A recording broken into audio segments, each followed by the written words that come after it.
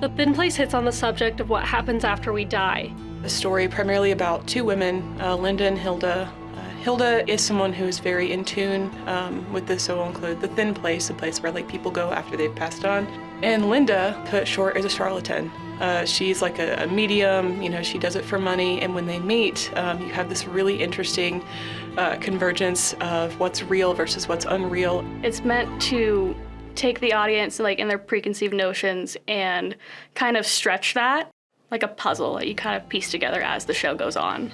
And we explore themes of family trauma, manipulation, but we also see a lot of like found family elements. I think you're gonna walk into the show with a lot of questions, but you're gonna walk out of the show with a lot bigger questions. Our designers are working on a lot of fun ideas, but I can't really reveal too much, but it should be different than any other show we've done.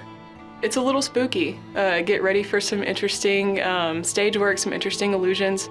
The show is written to break the fourth wall, and it will make the audience really question, oh, is this real or is this not real? To feel like you're there with them and feel like you are in fact like at a psychic having your own reading done. If I had to rate this play like a movie, I would probably give it a PG-13, bordering on rated R. Maybe not one for the kids. I think teenagers trying to figure themselves out and adults who kind of already have, but maybe just want to look at something different, or I think those are the perfect people for this show.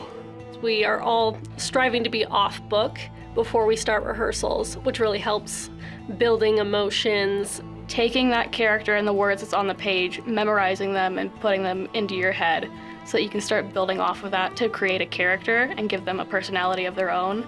We're learning all these tools in class, and we have to take that and put it into our work in the production. We are also working on building the relationships between not just the actors, but between the characters. Trying to find different inspiration to really bring this character to life.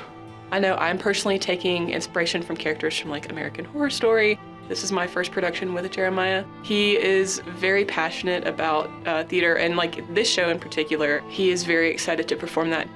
He's a lot of fun. He adds a different insight into, like, in all these different ideas than everything else. It makes you look at theater from a whole new, different perspective.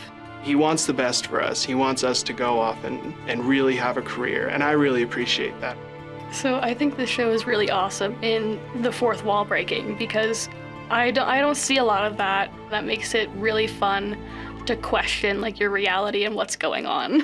It's one of the most thought-provoking shows that I've truly sat down and have been a part of. There's gonna be a lot of questions, not a lot of answers. Just take it as it is and think of questions, but just really focus on like every single word, because every word is potentially important.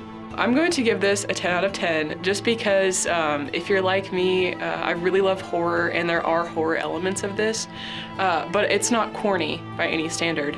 This is a very endearing show, and I think that there is a lot of heart in it, and I'm very excited to show this to the Chadron community.